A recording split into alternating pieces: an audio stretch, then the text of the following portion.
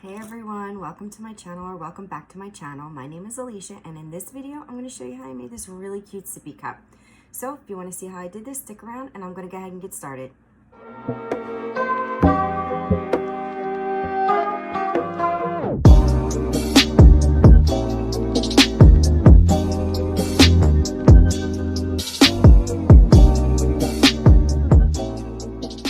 So I've started with this cup by sanding it and spray painting it matte white.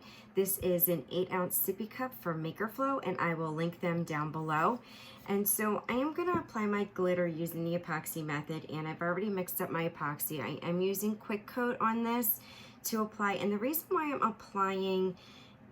I'm using the glitter, or applying, I can't talk, by the epoxy method is because I feel like I get a better ombre with the epoxy than I do with Mod Podge.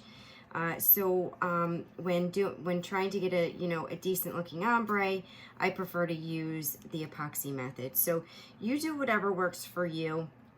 If you want to use Mod Podge, if you want to use spray adhesive, tack it, whatever you're most comfortable with. But for me, when I'm doing the ombre, I like to do the epoxy method. And so when you do the epoxy method, this is your adhesive. Make sure you spread a nice thin coat on it. And if it is too easy sliding around, then you've got too much. You're only going to use like 1 ml. It's going to be like such a small amount. Because afterwards you're going to let this hang dry. So you don't want a lot on there because number one, it will get soaked up and the glitter will look funny. It'll be smooth instead of kind of like fluffy. And so you'll see the difference if you have too much. Also, when you're doing the hang method, you don't want the glitter to slide down the cup. So that is why you put such a thin amount on. And so if you're having a really hard time, you can heat your cup up and that will help spread the epoxy better. It's warm here today and it's warm in my craft space, so I don't need to do that. The cup is already warm, but like in the winter when it's colder out and your workspace may be a little bit cooler, go ahead and grab your heat gun and heat that up, and that'll help that along. So all right, so just make sure there's not like any heavy streaking, because you will see that through the glitter. You don't want to see the heavy streaking. And just make sure it's all over. Make sure your rim is nice and covered.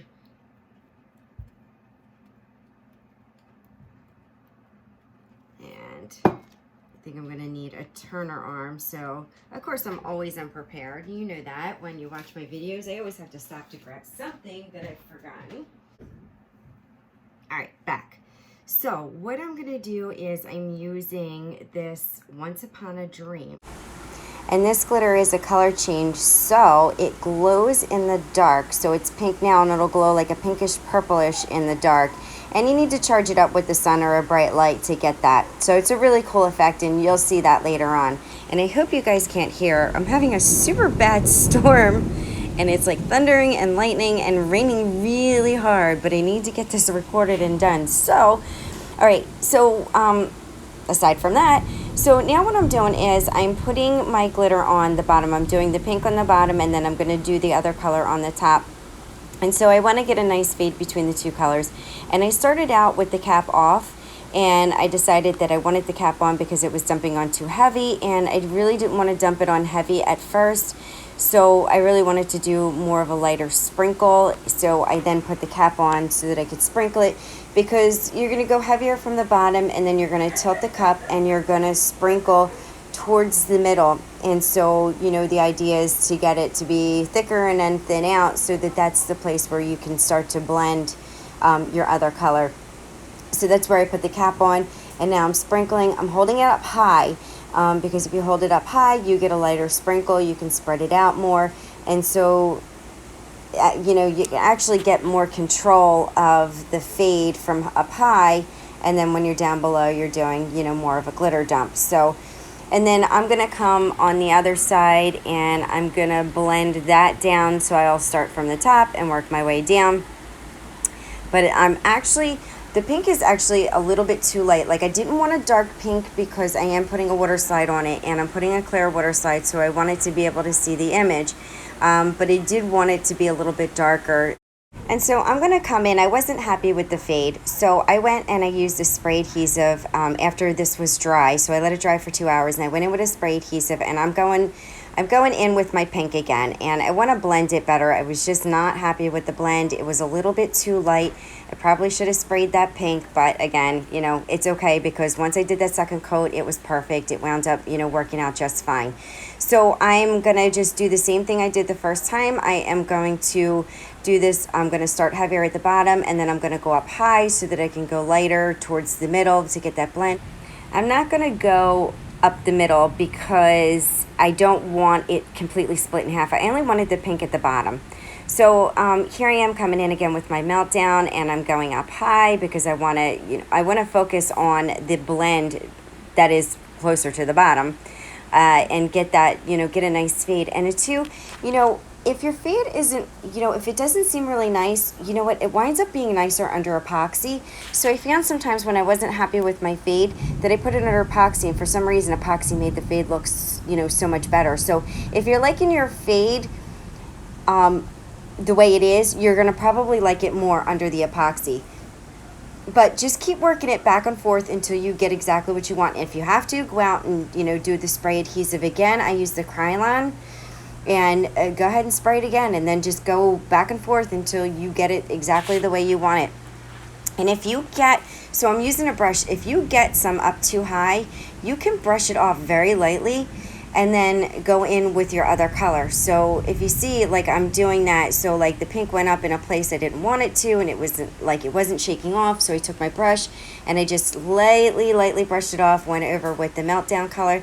And so you know, I got to a point where I was really happy with it, and then I was gonna let that sit and dry for at least an hour before I sealed it and then went on to my epoxy. Alright, so this has been drying for actually a couple hours because I just didn't get back to it in time, and so now we're ready for our first coat of epoxy. I am using Stone Coat's Quick Coat. It will be ready for another coat in 2 hours, and so I did wind up doing 2 coats of epoxy on this before I was ready for my decal. So I start on the ones on the top and then work my way down to the bottom. I sealed it with my Rust-Oleum 2x gloss clear, so it's holding in place really well and it's not migrating. But even if it migrated, it's okay because the colors are both light, and so they look really nice when they go into each other. So just make sure you get your bottom. Don't overwork your epoxy. I say that all the time. Just get it on there. Make sure it's nice and smooth and even, and you know, even is really key here, you know, to get a nice even coat. I put it on with a gloved hand because I can feel it better. Any dry spots or too heavy, and then make sure you go in with your torch to pop any bubbles. Torch over heat gun because torch pops bubbles, heat gun moves it around more. Alright guys, I'm back with this cup. So this has 2 coats of Quick Coat epoxy, and I am getting ready to apply my decal. I've already done it on the one side, so I'm going to show you how to do that. Make sure you put, for when you're doing the sippy cups, make sure you put the lid on so that you can line it up correctly. You want to make sure that, you know, it's nice and lined up with where they're drinking. So I mean, this is the exact same on each side, but it would have been sad if it fell like, you know, like this. And I've done that. Ask me how, you know, how I've done that, because I didn't put the lid on. So make sure you put the lid on before you put your decal on. All right, so I printed this design on clear water slide, and I am going to put it in not room temperature, but like a little bit warm, like kind of lukewarm water, to get it to release from the back side. And I use Hayes brand water slide, and I'll link that in the description down below. Make sure to wet your cup because you want the decal to be able to slide around, especially when it's kind of a bigger piece. So make sure that's nice and wet, and then we're gonna let that soak for a minute before it releases. I did not mirror this because, you know, I found that, like everybody kept saying, because I always talk about how I struggle with water slide, and everybody's like, mirror it. And you know what, I mirrored it and I still struggled. So you know what, I'm just gonna do it this way because I just keep doing it, and so I'm getting better at it. So less complaints, right? You just, practice makes perfect. So it's not ready to release yet. And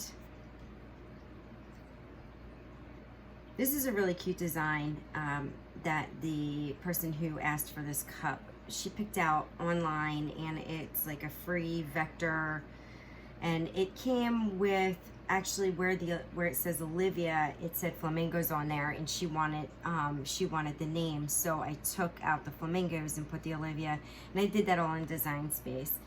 And I think most of you are pretty familiar with Cricut if you use it, how to do stuff like that. Like once you're uploading an image, how you can edit it before you actually like put it into your into your upload files. All right, so this water slide is starting to release. If you can see, I'm gonna flip this around. And so I start it, and then I put it on the cup. I hold the top, grab the bottom, and gently, slowly pull out. Try not to lift this paper at all. And it just goes right on the cup. And now you're gonna smooth this out, and everybody has different ways and different techniques to smooth out their water slides. So I like to use my fingers, and then I use paper towels. Some people use squeegees. You know, you do whatever's comfortable with you. Try different things. Try the squeegee, try, you know, the silicone flat brush. Try your fingers, try paper towels. You know, you're gonna find what works better for you. So I'm gonna flip this around so I can see it now. And I'm gonna spread this out a little bit. And so using water slide with this kind of design on this cup is, I decided was going to be the best because of the curves. So if you use printed vinyl, which, you know, is not going to work for this because you want to see the glitter through this, but if you were to do it differently and wanted to print this on vinyl and put it on this kind of cup, you're going to struggle with the curves, and you're going to see and get creases. Like, so you're going to get creases in your water slide, but you're not going to see it once the epoxy is on. So that's why the clear is really good. Plus, you know, it's pretty because it gives the flamingos, you know, some sparkle underneath. And, you know, this is glow in the dark glitter, so you want to be able to see that. All right, so I'm going to grab my paper towel now. And I talked about this in one of my other videos. I use Bounty. I am a paper towel snob. You know, there's lots of things that I love to get discounts on, and I will use store brand or whatever, but not when it comes to paper towels. It's either Bounty or Bronte for me. I like it. I like them to be thicker and more durable. I've used the more inexpensive or cheaper paper towels, the thinner ones, and they just aggravate me. So I'd rather spend a couple extra dollars on the Bounty or the Bronte and get something that's more durable and more absorbent and softer. So now what I do is I just pat out the water and the water bubbles. I do this a little bit, but I don't really tend to run my paper towel along. And if you see a bubble in here that's in the center and you just can't get it, it's like a stubborn bubble, and you're like, oh, I don't want to do this, or I don't want to wipe, and you know, the pat's not doing it, you can always take your weeding tool and just poke a little hole in it and press it, and it's going to go away. I promise you're never going to see it. So that's the beauty of a clear water slide as well, that you can, you know, poke little holes in it. You'll never, ever, ever see them. So it's really, you know, a good thing to be able to do. So this, I'm just shifting this a little bit. So this is still wet underneath, so I can still shift it very, very gently though. Like, don't be aggressive with it. So I'm gonna look at this. Oh, it's crooked. It's crooked. That's what happens when I do things upside down. I try to show you, and then I make my design crooked. All right. So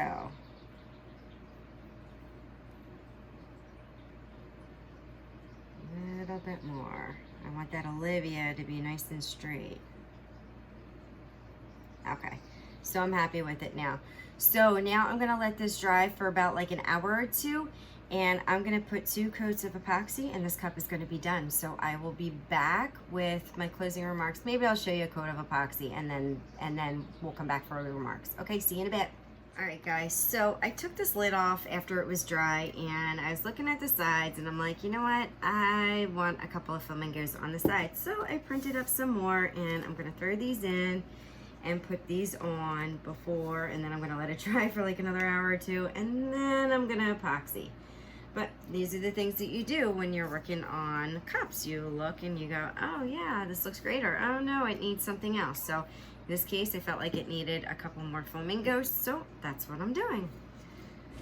All right, guys, I'm speeding it up, but because you've already seen me apply the water slide, so I printed another section and then just cut out the flamingos that I wanted to put in there and measured them out to make sure that they were the right size and shape that I wanted.